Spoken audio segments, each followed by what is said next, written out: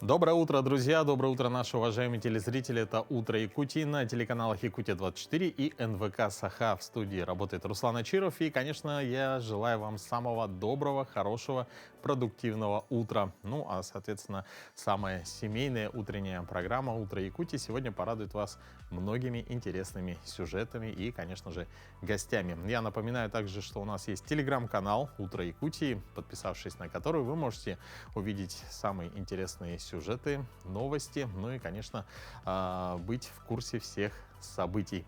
Ну а сейчас хотелось бы начать с новости, которая пришла к нам из города Мирный. Невероятной красоты панно из алмазов, хризолитов и пиропов выложили в Мирном. К фестивалю «Мирный поет о мире» сотрудница Центра сортировки алмазов «Алроса» Татьяна Нышпал выложила панно за 4 часа. И 8000 карат драгоценных кристаллов ушло на его создание. Вот такая вот неимоверная красота. И, конечно же, даже боюсь догадываться, сколько все это стоит. Очень красиво и приятно, что такое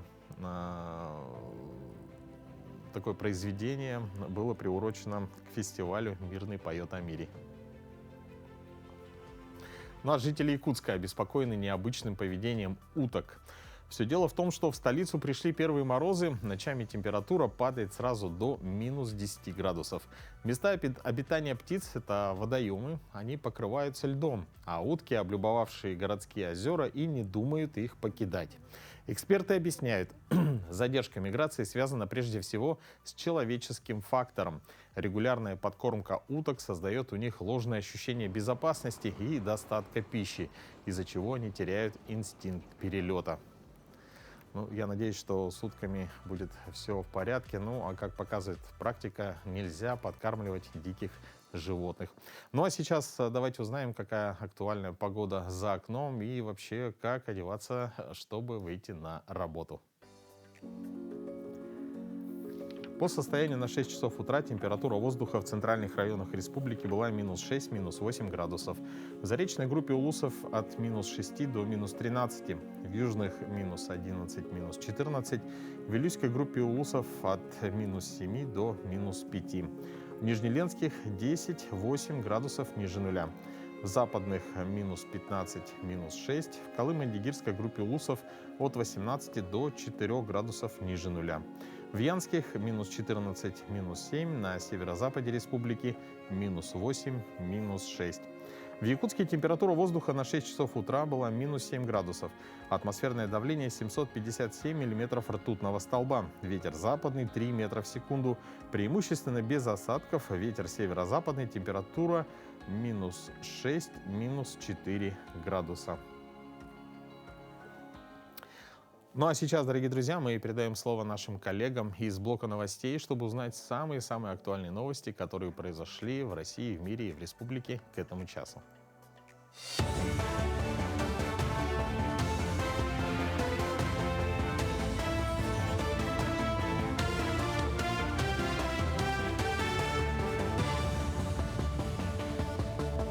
Доброе утро, Якутия. Далее блок новостей. Правительство России утвердило ряд изменений, направленных на снижение административной нагрузки на бизнес. Нововведения коснутся как крупных инвесторов, работающих по программе «Фабрика проектного финансирования», так и предпринимателей, получающих разрешение через портал госуслуги. Ключевое изменение в программе проектного финансирования – упрощение процедуры рефинансирования кредитов. Теперь для этого не потребуется отдельного одобрения наблюдательного совета web.rf, что должно ускорить процесс для участников программы. Также были обновлены перечень отраслей для финансирования и порядок выдачи субсидий. В Госдуме поддержали идею обязательной медиации для семей. По мнению парламентариев, участие нейтрального посредника должно стать нормой, особенно для семей с детьми, чтобы снизить уровень конфликта и помочь сторонам договориться. Идею активно поддержала первый зампред комитета Госдумы по защите семьи. Депутат уверена, что медиация должна быть не просто возможной опцией, а обязательным этапом расторжения брака. По ее словам, медиатор помогает сторонам услышать друг друга и найти компромисс. Паромную переправу Якутск-Нижний Бестях планируют закрыть в конце октября. Сроки могут быть изменены с учетом погодных условий и обстановки на воде, сообщили в Министерстве транспорта и дорожного хозяйства Якутии. Уточняется, что сейчас паромная переправа между Якутском и Нижним Бестяхом работает штатно по летнему графику. По данным министерства, на маршруте задействовано 13 паромов. По решению Росморречфлота навигация по этому направлению продлится примерно до 16-18 октября. Но даты могут скорректированы, отмечает Минтранс. В Совете Федерации выступили с инициативой кардинально ужесточить наказания для организаторов нелегальных туров и тех, кто их рекламирует. Сенатор Айрат Гипантинов предложил не только значительно повысить административные штрафы, но и ввести уголовную ответственность за повторные нарушения. По мнению парламентария, особого контроля требуют опасные направления, такие как альпинизм и горные маршруты. Для них предлагается ввести обязательное лицензирование, чтобы исключить из этой сферы неквалифицированных гидов и повысить безопасность туристов. В Якутске заложили камень строительства нового корпуса авиационного технического училища. Мероприятие приурочили столетию якутской авиации. Отмечается, что установка камня ознаменовала начало новой эпохи подготовки профессиональных кадров и развития отрасли. Само возведение объекта запланировано после проведения проектно-изыскательных работ, которые начнутся в следующем году. Сегодня студенты училища обучаются в старом здании 70-х годов постройки. И, как отметил председатель правительства Республики Дмитрий Садовников, ввод нового здания позволит вдвое увеличить количество студентов. При этом качество образования уже сейчас отвечает самым высоким требованиям отрасли. Уважаемые участники, позвольте от имени руководства республики, от главы республики Алексея Сергеевича Николаева, от правительства поздравить вас всех с сегодняшним днем, памятной датой возложения камня будущего нашего училища. Ну и, конечно, поздравляю с юбилеем, столетним юбилеем нашей якутской авиации. Якутию нельзя представить без авиации, с такими просторами, такими территориями. Конечно, в этом плане вот это событие, которое на котором мы сегодня участвуем, оно дает еще большой задел, большие надежды. Училище, которое у нас сегодня готовит хороших кадров в области авиации, которым учатся из других регионов, в том числе 2 раза увеличатся масштабы их. И, конечно, уверен, будет готовить хороших и самых лучших кадров нашей авиации.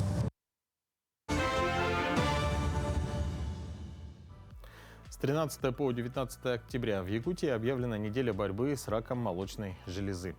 Всемирный день борьбы с раком молочной железы 15 октября. И сегодня у нас есть возможность узнать, какие методы профилактики есть столь серьезного заболевания и как оставаться здоровым долгие годы.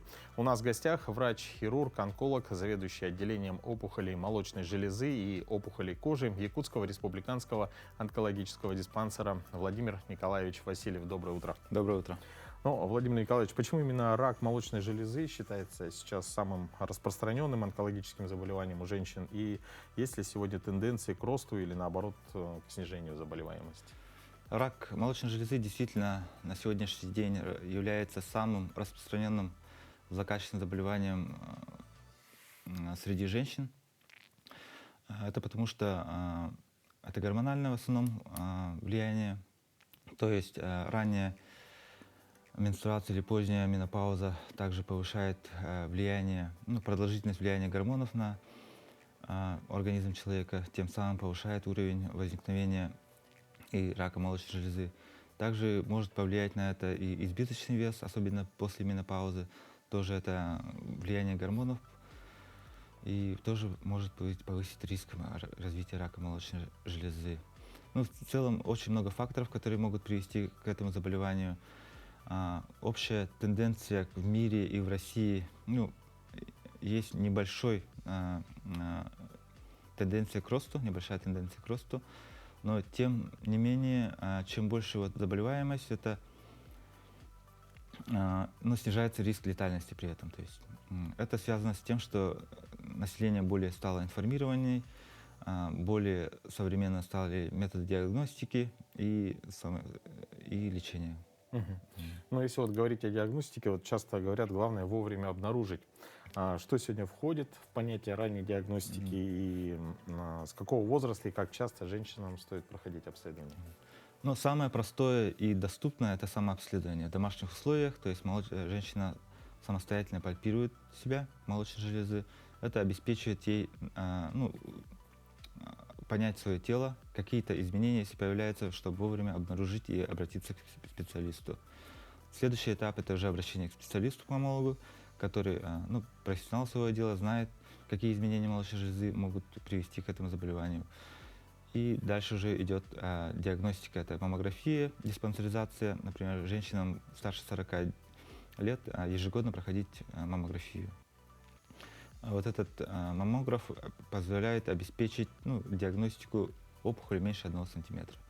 То есть этого, в принципе, достаточно будет, чтобы раньше диагностировать это заболевание.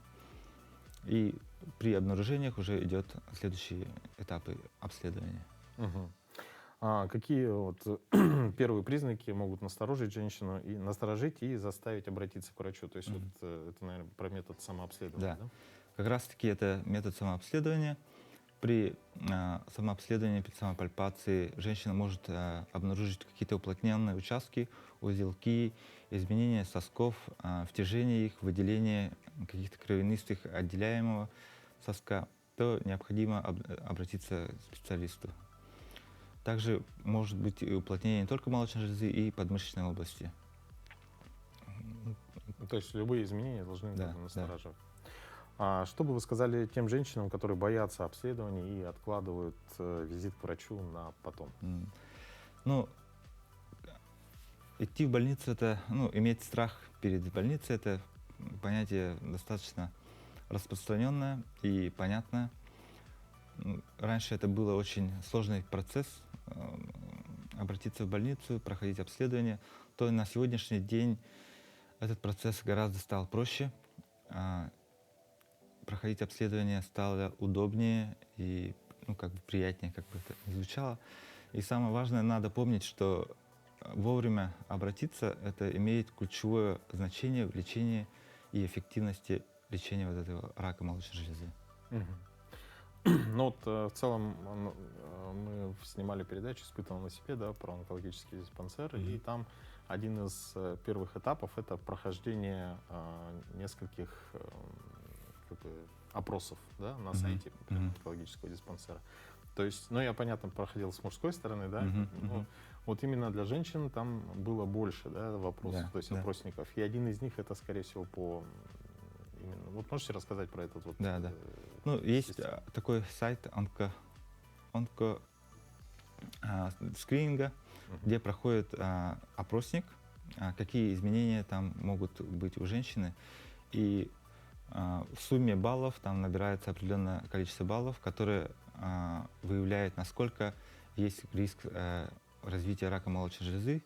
И при высоком риске вызывается на обследование и проходится, соответственно, обследование. То есть автоматически, и в целом уже сразу можно записаться на прием.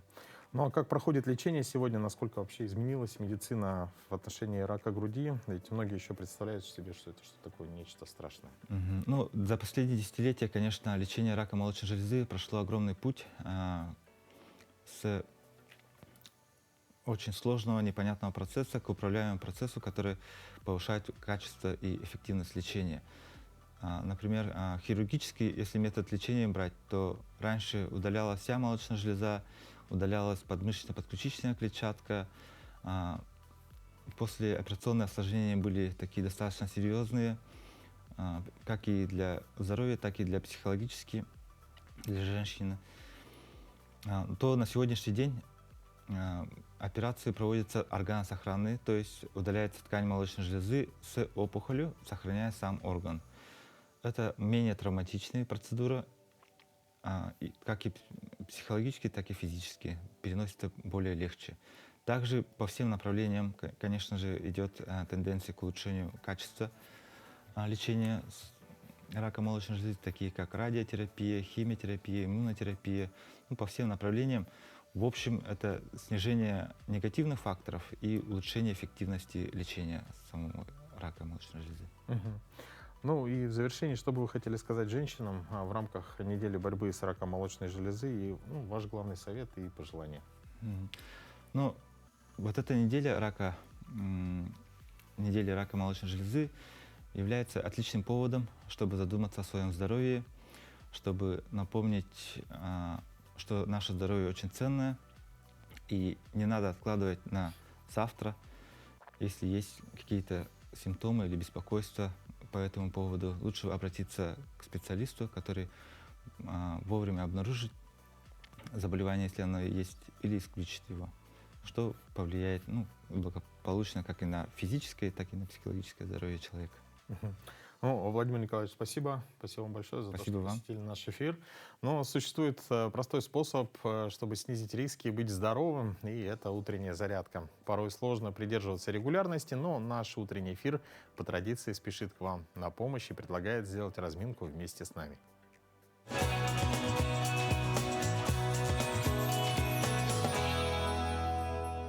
Доброе утро, Якутск! С вами я, тренер Мария Варламова. И с вами у нас сегодня упражнение с акцентом на руки. Берем бутылочки, либо у кого есть гантельки, берем гантельки. Ноги на ширине плеч, коленки чуть-чуть согнуты. И у нас подъем на бицепс. На выдохе поднимаем, на вдохе опускаем. Вдох через нос, выдох через рот. Локти стараемся полностью не выпрямлять. По 10 раз, по 2 подхода. Раз, 2, 3, 4, 5, 6, 7, 8, 9 и 10. Во время отдыха бежим. Раз, 2, 3, 4, 5, 6, 7, 8, 9, 10. И второй подход. Раз, 2, 3, 4, 5, 6, 7, 8, 9 и 10. Следующее у нас второе упражнение. Жим на трицепс, то есть на заднюю часть руки. Ноги на ширине плеч, коленки согнули, поясницу держим, спина прямая. Локти стараемся полностью не выпрямлять. Внизу вдох и наверху выдох. То же самое по 10 раз, 2 подхода. 4, 5, 6, 7, 8, 9, 10. Побежали. Раз, 2, 3, 4, 5, 6, 7, 8, 9, 10. Второй подход. Раз, 2, 3, 4, 5, 6, 7, 8, 9 и 10. Молодцы. Следующий у нас жим на плечи. Ноги на ширине плеч, коленки согнуты, локти в стороны. Наверху полностью не выпрямляем локти, касаемся бутылочками. Вдох и выдох. Начали. Раз, 2, 3, 4, 5, 6, 7, 8, 9 и 10. Побежали. Раз, 2, 3, 4, 5, 6, 7, 8, 9, 10. Второй подход. Раз, 2, 3, 4, 5, 6, 7, 8, 9 и 10. После каждой тренировки обязательно делаем растяжку. Тянем за пальцы рук, растягиваем бицепс. Раз, 2, 3, 4, 5. Поменяли руку. Раз, 2, 3, 4, 5. Руки за голову тянем на трицепс. Раз, 2, 3, 4, 5. Поменяли. Раз, 2, 3, 4, 5.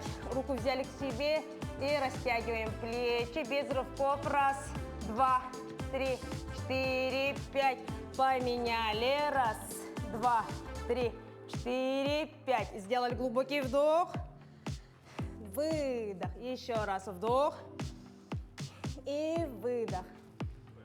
С вами была я, тренер Мария Варламова. Всем хорошего дня и пока-пока. Но если утренняя гимнастика позволяет защитить наше здоровье, то банки начали предоставлять новую защитную услугу – сервис второй руки. Его цель – повысить уровень безопасности финансовых операций граждан. Услуга полезна для родителей, чтобы усилить контроль за переводами своих детей, а также для пожилых людей. Как работает новый сервис и как его подключить, узнаем далее в очередном выпуске рубрики «Финграмотность».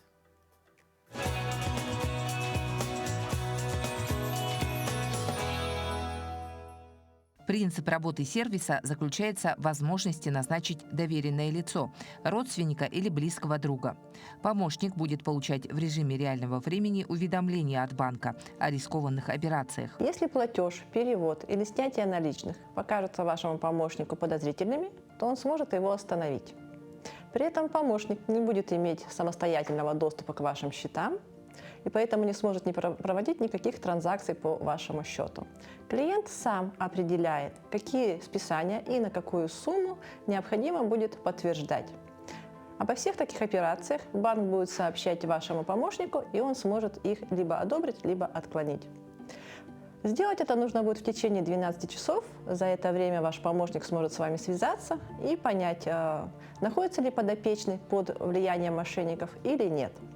Если подтверждение от помощника не поступит в течение этого времени, то банк просто не проведет операцию по списанию, либо не выдаст наличные через банкомат. Назначить уполномоченное лицо можно как лично явившись в банк, так и через мобильное приложение. На сайтах финансовых организаций представлена подробная инструкция по подключению контроля операций через мобильное приложение. Однако, как отмечают эксперты, новый сервис не гарантирует полной защиты от мошенников, но поможет подстраховать людей, которым бывает сложно самим вычислить преступников. Ну, конечно, хотелось бы пожелать, чтобы сами наши телезрители особенно были бдительными и не поддавались на уловки мошенников.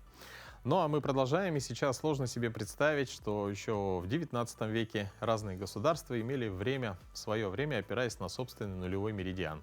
Ну, а что говорить о картографии? Но 13 октября 1884 года было принято решение сделать Гринвичский меридиан нулевым на всех картах и рекомендовать следовать этому всем государствам. Кроме того, одним из важнейших решений конференции, на которой было принято это решение, стала рекомендация использовать исчисление времени по Гринвичу в качестве всемирного времени. Итак, точное время у нас 7 утра 23 минуты. И давайте узнаем, какие еще даты и события связаны с сегодняшним днем. На календаре 13 октября. Сегодня отмечают День инфобизнесмена, Международный день по снижению риска бедствий. По народному календарю Михаил Соломенный. Люди обращали в этот день внимание на приметы. Если на Михаила выпал первый снег, зима наступит не скоро. Если же к этому времени улетели все журавли, зима будет ранней и суровой. Этот день в истории. 1827. Основана гидрографическая служба Российского военного флота. 1884. В этот день утверждено место прохождения нулевого меридиана по Гринвичу. 1908. Московский художественный театр открыл 10-й сезон мировой премьерой пьесы Мариса Метерлинка «Синяя птица». В этот день родились Петр Бартенев, русский историк, издатель, библиограф, литературовед. Саша Черный, русский поэт, сатирик, журналист. Маргарет Тэтчер, английский политик, общественный деятель, премьер-министр Великобритании. Марк Захаров, советский и российский режиссер театра и кино, сценарист, педагог. Савелий Крамаров, советский и американский актер театра и кино, заслуженный артист РСФСР. Именины сегодня отмечают Александр, Александра, Алексей, Василий, Вячеслав, Григорий, Леонид, Матвей, Михаил, Петр, Полина и Семен. Знаете ли вы историю своего рода? Каждый еще может рассказать своим детям о своих родителях и дедушках, бабушках, их славном прошлом. Ну а уже вспомнить, кем были их прапрадеды, могут не все. Конечно, восстановить генеалогическое древо могут помочь архивариусы, но можно попробовать воссоздать свою родословную самостоятельно. Мой дед по линии моей бабушки, русский мещанин Илиферий Рыбкин, прибыл из города Керенск. Керенск – это единственный город на острове во всей нашей России. Он основал поселение Сунтар, и оттуда пошла многочисленная фамилия Рыбкиных. И в связи с тем, что у него было имя Илиферий, мы до сегодняшний день собрали всех потомков Илиферия Рыбкина. А теперь стоит вопрос, а откуда прибыл Илиферий Рыбкин на территорию города Керенска? Это предстоит еще выяснить. Зато по линии отца с якутской стороны наша героиня узнала, кто ее предки аж до 14-го колена. Разобраться в именах и кличках каждого представителя рода помогли ученые. Чтобы верно истолковать те или иные события и особенно имена ваших родственников. Это большей части касается до революционного периода, до прихода русских, когда наши предки носили имена родовые, а к ним могли быть еще клички, чтобы различать одного родственника от других. Самыми сложными моментами в поисковой работе могут стать периоды смены государственного строя. Место проживания предков остается прежним, а вот название населенного пункта может измениться или вовсе возникнет новый улус. Именно в этот период, имеется в виду, когда вы работаете с этим периодом, желательно составить такую себе шпаргалку, как название улусов до революции, потом как они назвались в наше время, и еще указать те улусы, которые возникли буквально в последние годы. Вот. И это вам позволит установить точную дату рождения ваших родственников в конкретной местности, чтобы вам не надо было перелопачивать огромные листы архивных документов. Имена, фамилии, род занятий наших предков с 1632 года, даты присоединения Якутии к России, вносились письменно в метрические книги, ревизские сказки, исповедные ведомости.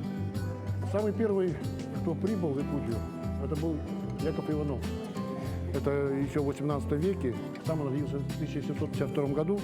И вот здесь говорят, что это была из Ивановской губернии, хотя, может, еще не точно, так все надо это уточнять, изучать. А вот здесь вот ревизские сказки, так называемые, это как перепись населения раньше называлось ревизские сказки. И вот одна из самых первых 1789 года, где уже написан он, его жена, дети, они прибыли сюда, в Лоханскую станцию, две семьи, самые первые, это Ивановы и Припузовы. К началу XVIII века почтовый тракт из Иркутска в Якутск насчитывал 126 почтовых станций. Половина из них открылась в Якутии. Обслуживать станции прибыли 33 крестьянские семьи из разных российских губерний. Я сама из рода Филипповых. Это Оймуранская почтовая станция. Прокопий Филиппов приехал в Якутию с сыном и с женой. Потом на Оймуранской станции он родил еще 11 сыновей. Вот всего 12 сыновей получается. 11-й сын – это наш прямой род, который открыл наш род. Фока Филиппов. Изучать свою родословную – занятие захватывающее и интересное. Словно на свет выходят затерявшиеся во времени прапрапрапрадеды. И вы уже не Иваны, не помнящие родства. До вас огромный коллектив родственников.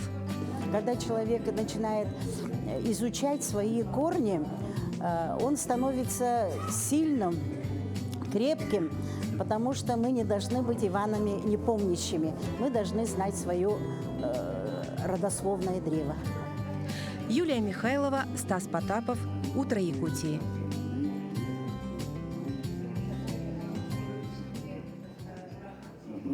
Ну, действительно, глядя на все эти семейные древа, удивляешься. И, конечно же, огромная работа была проделана для того, чтобы выяснить информацию о своих предках. Ну и, конечно, правильно было сказано, что надо знать историю своих предков, чтобы иметь крепкие корни.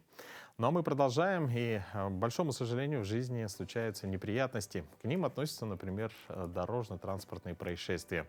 Но еще неприятнее ситуация становится, когда у виновника ДТП отсутствует страховка. Но советы нашего юриста расскажут, как вам быть в такой ситуации.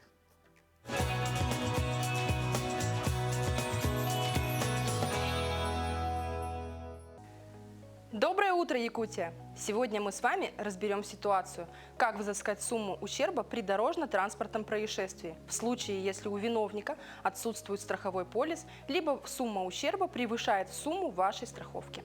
Смоделируем ситуацию, где произошло столкновение двух автомобилей, и вы являетесь в этом случае потерпевшей стороной. По закону, если стороны признают, что сумма ущерба не превышает 100 тысяч рублей, стороны вправе составить европротокол, в котором указывают обстоятельства столкновения, повреждения автомобилей и зарисовывают схему ДТП. Если сумма ущерба превышает указанную сумму, либо у виновника отсутствует страховой полис, оптимальнее всего вызывать сотрудников ГАИ для составления протокола и постановления об административном правонарушении в отношении виновного водителя. Повреждения автомобиля бывают разные, как явные, так и скрытые, поэтому не торопитесь оценивать ущерб самостоятельно. Лучше всего обратиться к компетентным специалистам в этой области.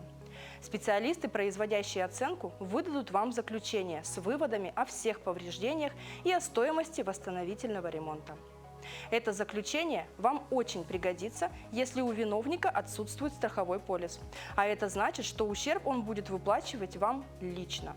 И здесь, как всегда, два варианта. Либо виновник ДТП выплатит вам сумму ущерба добровольно, либо придется разбираться в судебном порядке. Такая же ситуация возникает и когда страховая компания выплатила вам страховую сумму в качестве возмещения ущерба, но в пределах стоимости полиса ОСАГО. До настоящего времени максимальная стоимость по обычному полису ОСАГО за причиненный ущерб автомобилю составляет 400 тысяч рублей. Если причинен вред здоровью, то сумма выплаты может достигать 500 тысяч рублей. А что, если сумма ущерба составила 600-700 тысяч рублей? То есть выше, чем возмещает страховая компания. Здесь разницу также обязан доплатить виновник ДТП. Либо добровольно, либо в судебном порядке. Если договориться с виновником не удается, подскажу вам, как правильно составить исковое заявление в суд. К исковому заявлению необходимо приложить данные на истца и ответчика, например, копии паспортов, СНИЛС или ИНН, протоколы и постановления, составленные сотрудниками ГАИ, заключение об оценке ущерба. Необходимо также оплатить госпошлину. Кстати говоря, рассчитать сумму госпошлины можно через онлайн-калькулятор на сайте суда. В качестве доказательства в суде учитываются и свидетельские показания. Также не забудьте приложить почтовую квитанцию об отправке иска ответчику. На что вы можете претендовать в случае выигрыша дела? Естественно, это сама сумма ущерба. Компенсация морального вреда. Также, если причинен вред здоровью, можно рассчитывать и на утраченный заработок. И самое главное на сегодня, что бы мне хотелось вам сообщить, это оставление водителем места дорожно-транспортного происшествия влечет лишение его права управления транспортными средствами на срок от 1 года до 1,5 лет, либо арестом на срок до 15 суток. На этом все. До новых встреч. И если не знаете, как поступить, поступайте всегда по закону. Ну, мы желаем доброго утра всем, кто к нам присоединился. И далее мы передаем слово Анне Шкатуляк и рубрике «Говорим правильно».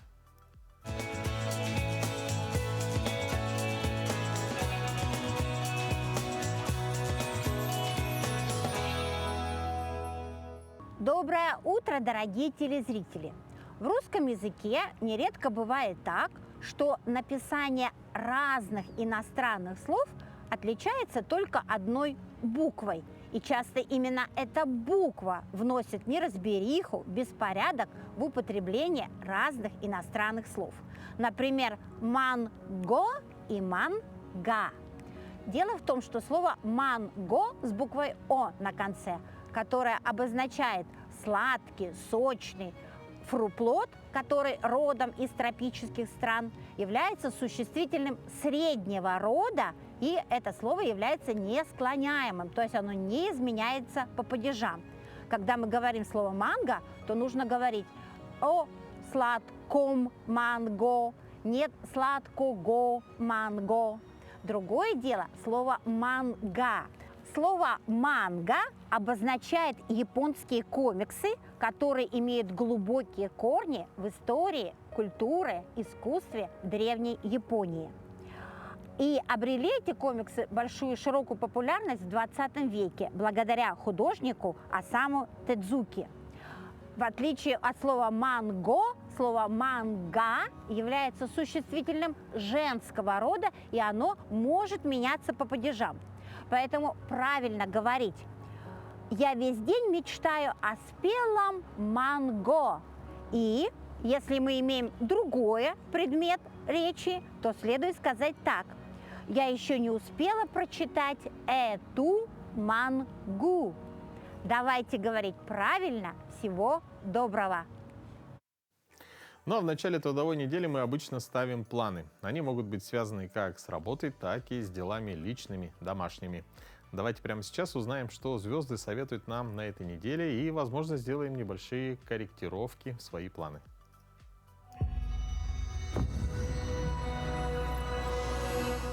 Овны, для вас неделя станет проверкой на терпение. У вас кипит энергия, но обстоятельства будут складываться так, что придется подождать, пока все встанет на свои места. На работе возможны задержки, которые испытают вашу нервную систему. Но не спешите рвать и метать. Именно выдержка станет вашим козырем.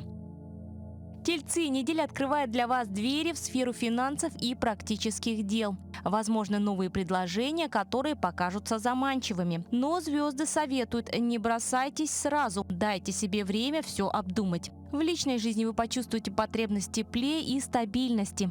Партнер охотно на это откликнется.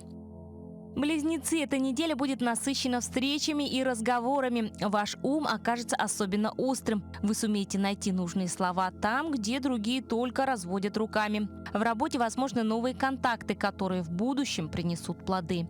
В личной жизни появится желание легкости и игры, но не забывайте о глубине чувств партнера. Раки, вас ждет неделя внутренней работы. Луна подарит вам особенно яркие сны и интуитивные подсказки. Важно довериться своему внутреннему голосу, он выведет вас туда, где ждет правильный ответ. В профессиональной сфере возможны перемены, кто-то захочет переложить на вас свои обязанности, и вам придется решить, соглашаться или защищать свои границы. Львы, на этой неделе вы снова окажетесь в центре внимания. Люди будут искать у вас совета, вдохновения, поддержки. Это приятно, но и утомительно. Вы словно солнце, которое должно светить всем. На работе ждет ситуация, где нужно проявить лидерство. Вы сумеете повести за собой и доказать, что способны на большее. В выходные позвольте себе праздник. Встреча с друзьями или искусство станет отличным лекарством от усталости. Девы, неделя принесет задачи, требующего вашего ума и внимания к деталям. Вы будете как ювелир, который тщательно шлифует камень, и от этого зависит общий результат. Коллеги или близкие оценят вашу скрупулезность, но опасность в том, что вы можете погрузиться в работу настолько, что забудете про себя. В конце недели ждет ощущение, что пазл наконец сложился.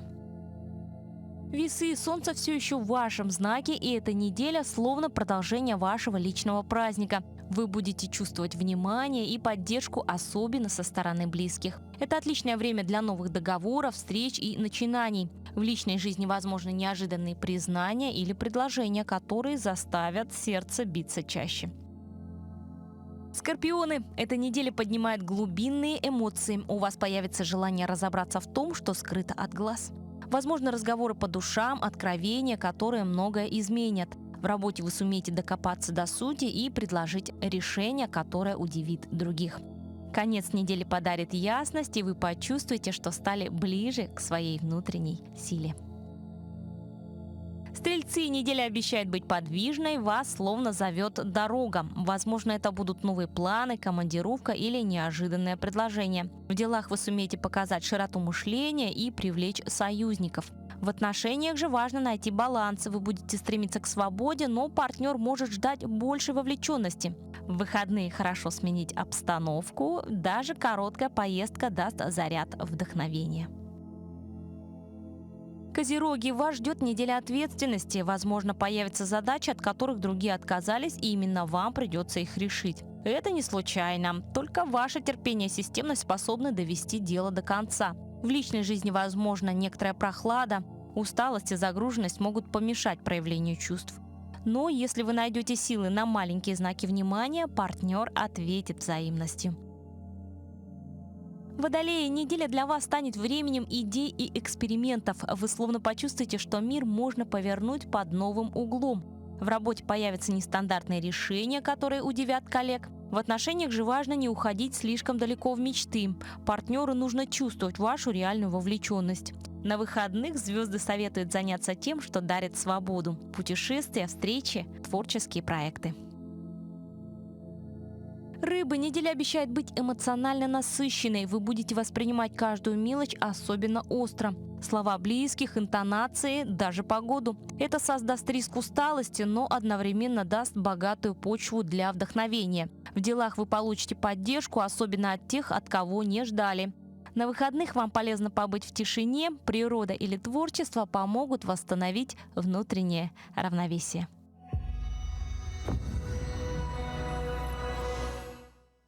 Ну и самое главное, всем знакам зодиака мы желаем доброго, бодрого утра, и чтобы не только понедельник был продуктивным, но и вся неделя.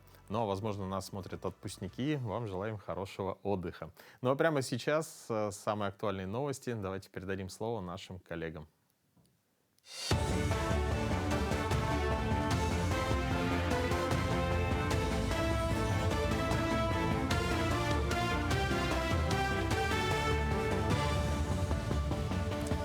Мы продолжаем говорить о самых заметных событиях этого утра. В Доме культуры имени Гагарина открылась уникальная выставка «Небо Саха». Экспозиция объединила исторические факты о становлении гражданской авиации республики и мифологическое представление о небе, как о вотчине якутского пантеона. Выставка представила работы молодых и опытных мастеров Союза художников. Как отмечают организаторы, идея объединения современной живописи и мультимедиа зародилась сама собой. Немалую роль в этом сыграл и Дом культуры, где уже имеется музей авиации Якутии. Посетить выставку можно до 22 октября. Столетию гражданской авиации.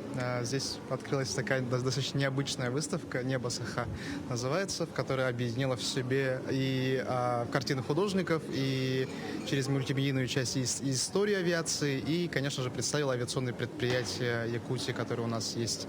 В общем, на этой выставке, в принципе, можно ознакомиться со всем пластом такого широкого, обширного понятия, как небо. Через образы художников они представлены, вот эта тяга нашего народа к небу. И также через историческую часть представлена, каким образом проходило покорение этой большой, гигантской стихии, можно сказать, которая открыла такие далекие просторы для развития нашей республики. В Якутске чествовали победителей межрегионального этапа конкурса «Гордость нации-2025». Это представители разных регионов Дальнего Востока. Общественники, энтузиасты, деятели культуры и все те, кто разными способами популяризирует многообразие культуры народов России. Так, одна из участниц конкурса, жительница Сахалина Татьяна Шкалыга, рассказала, что для нее главная цель прибытия в республику главным образом заключается в том, чтобы обменяться опытом с коллегами, узнать о том, как этнопроекты реализуются в других регионах. Саха-Якутия почему мы выбрали? Потому что все-таки здесь есть определенные ресурсы. Это Дом дружбы, который очень активно работает по Дальневосточному федеральному округу. И вот коллеги подготовились. Сегодня вечером будет большой концерт. Пользуясь случаем, хочу пригласить всех жителей города Якутска. Зимний футбольный сезон в Якутске официально открыт. В столице дан старт розыгрышу Кубка городского футбольного союза.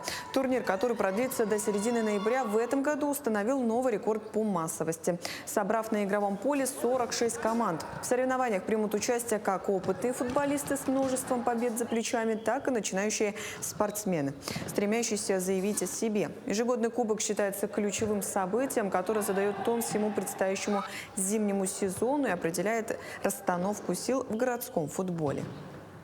Кубок проходит с выбыванием. Одна 16-я, 32-я, 1/8 и так полуфиналы, финалы.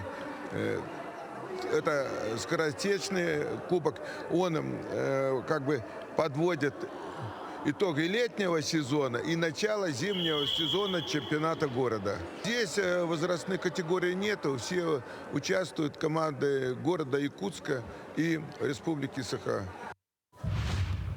Кубок футбольного союза – это не только спортивное состязание, но и прекрасная возможность для болельщиков оценить все тонкости футзала. Этот вид спорта, активно развивающийся в России с конца 80-х годов, привлекает зрителей своей высокой динамикой и зрелищностью. Футзал имеет ряд ключевых отличий от большого футбола. Игра ведется на площадке меньшего размера, в командах меньше игроков. Матч состоит из 2 интенсивных таймов по 20 минут, где вся команда участвует как в атаке, так и в обороне. Футзал у нас играется в зале. Чем от футбола отличается? Тем, что у нас на поле имеется 4 игрока плюс 1 вратарь. Мячик у нас размером меньше, чем в обычном футболе. Ну и играется 2 тайма по 20 минут. При этом замены во время игры не ограничены. То есть игрок может по несколько раз сменяться во время игры. А в большом футболе у нас заменился, и все, игрок уже не может выйти на поле. Ну, немножко все равно какие-то правила отличаются, но в общих чертах все равно почти то же самое. Такими были новости к этому часу. Всего хорошего и до встречи в эфире. Российская национальная премия «Студент года» – уникальный конкурсный и образовательный проект для обучающихся образовательных организаций Российской Федерации, имеющих особые достижения в учебной, научной, спортивной, творческой и общественной жизни. Премия была учреждена в 2014 году и реализуется в более чем 70 субъектах Российской Федерации, включая новые субъекты. Премия реализуется в рамках федерального проекта «Социальные лифты для каждого» национального проекта образования. Но в Якутии региональный этап проводится с 2017 года по 15 основным номинациям и определяется обладатель гран-при. Сегодня у нас в гостях Марина Михалева, организатор конкурса. Марина, доброе утро. Доброе утро. Расскажите, пожалуйста, о национальной премии «Студент года». Ну, как вы и сказали, национальная премия «Студент года» — это российская национальная премия, конкурсный отбор среди обучающихся образовательных организаций нашей страны. И целью данной премии является поддержка, выявление, продвижение творческой молодежи, которые достигли определенных результатов. Возьмем, в учебной, научной, спортивной, творческой, общественной жизни. А что дает студентам этот конкурс и вообще как они попадают туда, в этот рейтинг? Студентам, конечно же, участие в данной премии дает очень много, дает осознание себя, своих достижений, плюсов, недостатков.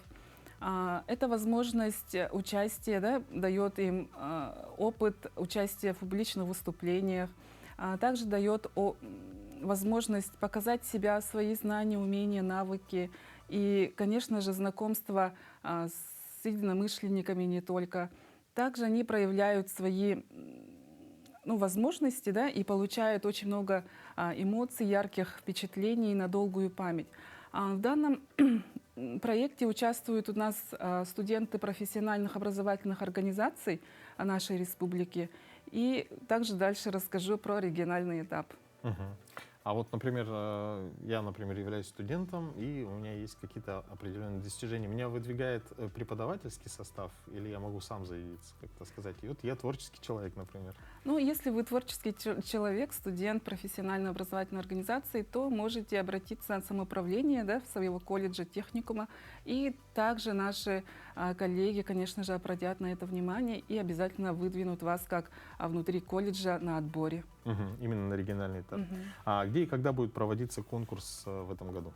В этом году региональный этап премии пройдет в Намском районе на базе Намского педагогического колледжа 16-17 октября. Так что мы уже планируем выезжать. На этой неделе пройдет этап. То есть вот сейчас, я так понимаю, что уже заявки все приняты, или как или еще можно заскочить уезжающий Заявки принимаются. Сегодня окончательный срок. И вообще на региональном этапе каждый год у нас количество участников увеличивается. В прошлом году более 500 участников принимали участие. Ну, в этом году также ждем максимум. Ну, это достаточно большой объем, такое большое количество студентов.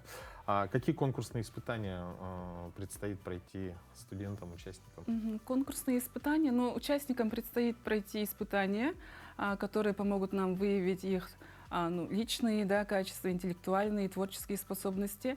Они пройдут такие испытания, как самопрезентация, прохождение тестирования, деловая игра. Также они проведут открытые уроки, мастер-классы, разработают и защищают кейсы по своим номинациям. А какие именно направления бывают, есть в конкурсе? В конкурсе, то есть номинации? Да, номинации. Номинации. Ну, номинации у нас делятся на индивидуальные и коллективные. В этом году в индивидуальной группе появились 3 новые номинации. Это «Патриот года», «Медиа года» и «Доброволец года». А в коллективной группе добавилась 1 номинация, это «Творческий клуб года». А основные вот классические номинации какие имеются? Основные, патриотическое объединение года, староста года, общественник года, всего 15 номинаций. Это у нас 6, получается, индивидуальных и 9 коллективных. Например, студент в прошлом году выиграл в какой-либо номинации, стал студентом года в региональном этапе. Может ли он принять участие в этом году? Повторно? Да, повторно принимают участие. Скажите, я так понимаю, что региональный этап проводится у нас здесь, вот, как вы сказали, в Намском улусе. Поподробнее можете рассказать именно про сам всероссийский этап? Что он, кого объединяет и где проходит? Наши студенты проходят здесь региональный этап, отбор, да, и формируется делегация от нашей республики. В прошлом году финал Всероссийской национальной премии «Студент года» прошел в декабре месяце в городе Кирове. И нашу республику представляли 17 студентов профессиональных образовательных организаций, которые были отобраны, стали гран-при на региональном этапе. Да? И также они дальше проходят отбор на российском уровне, то есть отправляют свои заявки, и там же также их отбирают на финал. Проходят 2 отбора, то есть региональный и дальше заочный на российский финал. И 17 студентов наших профессиональных образовательных организаций в прошлом году приняли участие, и из них стали обладателями лауреата сразу в 2 номинациях Намский педагогический колледж. Спортивный клуб «Энсели» Намского педагогического колледжа стал лауреатом в номинации «Спортивный клуб года». А патриотический клуб «Джулус» также Намского педагогического колледжа одержал победу в номинации «Патриотическое объединение года». А в этом году планируется провести финал в Москве в декабре месяце. Значит ли, что в прошлом году, получается, много было победителей из Намского улуса, именно поэтому региональный этап проводится там? Можно и так и сказать, да.